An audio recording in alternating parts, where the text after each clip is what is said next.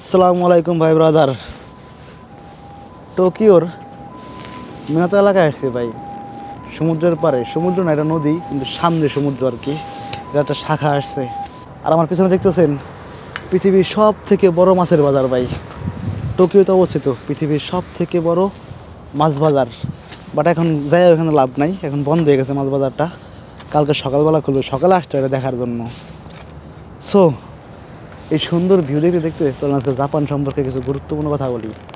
জাপানে না ভাই আপনার কাছে টাকা থাকবে, এমন না যে আপনার কাছে টাকা থাকবে না। একটা স্টুডেন্ট জাপানে যদি বলে যে ওর কাছে টাকা নেই, তার আপনার কাছে 3 লাখ টাকা নাই, 3 লাখ ইয়েন নাই, কারণ টিউশন ফি নাই।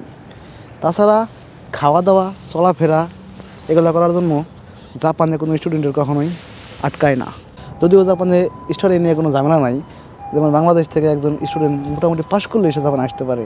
কোনো হাই লেভেলের সিজিপিএ বা আইএলটিএস বা ইংলিশ পারতে হবে, অঙ্ক পারতে হবে, এই ভাই কোনো প্যারা নাই, কোনো ঝামেলা নাই। সে আরামসে চলে আসতে পারে জাপানে, আরামসে, হেভি আরামসে। কিন্তু কাহিনী রয়েছে ভাই, জাপানে কি আদৌ স্টাডি হয়, আদৌ পড়ালেখা করতে পারে একটা স্টুডেন্ট? সবাই তো উচ্চশিক্ষায় শিক্ষিত হওয়ার জন্য জাপানে আসতেছে না ভাই। আমি উচ্চশিক্ষায় শিক্ষিত হয়ে যাবো ভাই, আমার হাই ফেরি জাপানে গেলেই আমি ডাক্তার, আমি ইঞ্জিনিয়ার, আমি আইটি ইঞ্জিনিয়ার, আমি কী বলে এটারে, ওই যে গাড়ি ঘুরে চাকামাকা খুলে এটার কী কয়, অটোমোবাইল ইঞ্জিনিয়ার। ভাই জাপানের আসল বাস্তবতা ভিডিওতে বা ইউটিউবের মধ্যে যে বলার মতো হিম্মত কয়জনের আছে ভাই? কয়জনের আছে? আমার তো আগে নাই ভাই। বাস্তবতা হেভি কঠিন ভাই। জাপানে স্টাডি করা, কিসের স্টাডি করে? আপনি 8 লক্ষ, 9 লক্ষ, 10 লক্ষ ইয়েন দিয়ে এক একটা সেনমনগাক্কুতে ভর্তি হবেন। সেখানে আপনি পড়তে চাইলেও আপনি পড়তে পারবেন না। পরিবেশ আপনারা পড়তে দেবে না ভাই। পার্ট টাইম জব আপনারা পড়তে দেবে না ভাই। কারণ আপনার তো মাসে 2.5 লক্ষ ইয়েন ইনকাম করতে হবে ভাই। এই 2.5 লক্ষ ইয়েন আপনি কই পাবেন? কেমনে ম্যানেজ করবেন এই 2.5 লক্ষ ইয়েন যদি জব না করেন? আর এই 2.5 লক্ষ ইয়েন যদি আপনি ম্যানেজ না করেন, তাহলে আপনি নেক্সট মান্থে চলতে পারবেন না। 2.5 লক্ষ বাদ দিলাম, আপনি জাস্ট ফুটছো একদম সিম্পলি। আপনি যার আপনি 1.5 লক্ষ ইয়েন তো আপনার মাস্ট বি খরচ হবে না প্রতি মাসে? 1.5 লক্ষর বেশি হবে যদি টিউশন ফি সহ ধরি। টিউশন ফি বাদ দিলে একটু কম আছে, তবে টিউশন ফি ধরতে হবে ভাই, কারণ টিউশন ফি তো আপনার গুছাইতে হবে। তো এই টাকা, এই ইয়েন আপনি যদি ইনকাম না করেন, দেন আপনি বাসার থেকে এনে পড়বেন, বাসার থেকে এনে খরচ করবেন নেক্সট মান্থে। আপনি একদিন যদি জাপানে কাজ মিস দেন বা পার্ট টাইম জবে না যান, আপনার কেউ কিছু বলবে না কিন্তু, বা আপনার কোনো সমস্যাই নাই। যা আমি অসুস্থ, আমার আজকে এক্সাম আছে, আমার স্কুলে আজকে এই সমস্যা, বা আমার স্কুলে আজকে এক্সট্রা ক্লাস আছে, আমি আজকে পার্ট টাইম জবে যাবো না। আপনি ফোন দেন চোরে, ভালো মতো বোঝাই কল বলেন, সুই মাসে ইউজিগা আত্মে কেউ করে 9 দেশিও যা ওকে দায় যাবো বললে পরে ওকে। কিন্তু আপনার মন কি সেটা আপনি দিবে বলতে? আপনি চাইলেও না সেটা পারবেন না, কারণ আপনার মাথায় চিন্তা থাকবে যে আমার নেক্সট মান্থে চলতে হবে ভাই। নেক্সট মান্থে আমার 1.5 লাখ এন লাগবে। এই মাসে যদি 1.5 লাখ লাগে, নেক্সট মাসে আমার 1.5 লাখ এন লাগবে। আমার বাসায় পাঠাইতে হবে। আমি হালাত বলাত করে জাপানে আসছি। আর জাপানে না ভাই, যে স্টুডেন্টগুলো দেয়ালে পিঠ থেকে যায়, হালাত বলাত করে বাসার থেকে আসছে, ওদের জীবন যে কী জীবন, কেমন জীবন ভাই এগুলা। ছাত্র মানুষ স্টাডি করার জন্য আসছে জাপানে, কুত্তার মতো কাজ করতে হইতেছে ভাই। কয়জন বলবে আপনার এই কথা? কে বলবে? কে বোঝাবে আপনারে? আজকে আমার এই কথা শুনে অনেকে আমার কমেন্ট করবে, ভাই আপনার ভিডিও দেখলেই শুধু ডিমোটিভেশন হয়ে যায় ভাই। ডিমোটিভেশন বলতে, ডিমোটিভেশন আপনি হন বা আপনি মোটিভেশনই হন, ওরে খানকে নাই দেশো। যেহেতু ভিডিও বানাতেছি সেহেতু বলবোই ভাই। জাপানে স্টাডি করার জন্য যদি আপনি আসেন, তাহলে ভাই ফ্যামিলির থেকে ব্যাকআপ নিয়ে আসবেন। ব্যাকআপ নিয়ে যদি না আসেন, আপনি স্টাডি করতে পারবেন না, আমি লিখে দিতে পারি। পারবেন না, আপনার পরিবেশ করতে দিবে না। জাপানের যে পরিবেশ, এটা আপনারে হইতে দিবে না ভাই। আপনার ইনকাম করতেই হবে জাপানে, যদি আপনি নিজের খরচ চালায় আপনি স্টাডি করতে চান। আপনি পড়তেছেন, সব কিছুই করতেছেন, বাট শিখতেছেন না। টিচাররা ঠিকই ক্লাস করাইতেছে, টিচাররা টিচারদের হিয়াকু পার্সেন্ট দিয়ে 100% দিয়ে ক্লাস করাইতেছে। আপনি বুঝবেন, আপনি যদি N2 পর্যন্ত পাশ করে একটা সেনমনগাক্কুতে ভর্তি হন, তারপরে আমি মোয়াজ লিখে দেবো, আপনি পারবেন না। আপনি আইটি ইঞ্জিনিয়ারিং পড়বেন, আপনি পারবেন না। আপনি N2 পড়বেন, N2 জিএলপিটি পাস করবেন। N2 জিএলপিটিতে সিম্পল ভাই কিছু গল্প থাকে, মোমোতারো, জাপানিজ অ্যানিমেশন, জাপানিজ কালচার নিয়ে জাস্ট কিছু গল্প থাকে। আর আইটি ইঞ্জিনিয়ারিং পড়ার জন্য যে ভোকাবুলারি দরকার হয় ভাই, সাধারণ ইনপুট আউটপুট ডিভাইস, নিউরিওকু সৌসি, সোৎসুরিওকু সৌসি, সৌসি মানে ডিভাইস, এই সৌসি মৌসি এই ইনপুট ডিভাইস আউটপুট ডিভাইস সারা পৃথিবীতে মারে বাপ ইনপুট ডিভাইস আউটপুট ডিভাইস ওনাদি পরে একই রকমের শব্দ থাকে, কিন্তু জাপানে একমাত্র দুনিয়া বইরে সব কিছু আলাদা আলাদা শব্দ বানাইছে ভাই, দুনিয়া বইরে। আর এগুলো আপনি এন্টুর মধ্যে কই পাবেন? এন্টুর ধাপ তো ভাই আমি পাস করে আইছি, কিন্তু আমি যে ভাই এই আইটি ইঞ্জিনিয়ারিংয়ের যে ব্যাপারগুলো আছে না, ক্লাসের মধ্যে যে বইগুলো দেয় যেগুলো পড়া, এগুলো তো আমি নতুন দেখি, যা দেখি আমার কাছে সব নতুন লাগে। আবার নতুন করে কাঞ্জি পড়তে হয় না। হ্যাঁ, কাঞ্জি মোটামুটি কাহিনী কী হয় যে কাঞ্জির তো ধরেন অনেক মানে হয়, তো দুইটা কাঞ্জি এক করলে পরে মিনিং হয়, তখন পারা যায়, হালকা পাতলা পারা যায় যে না এই কাঞ্জি এই দিয়ে এরকম মিনিং হইতে পারে, তবে সেটার সংখ্যাও খুব কম ভাই।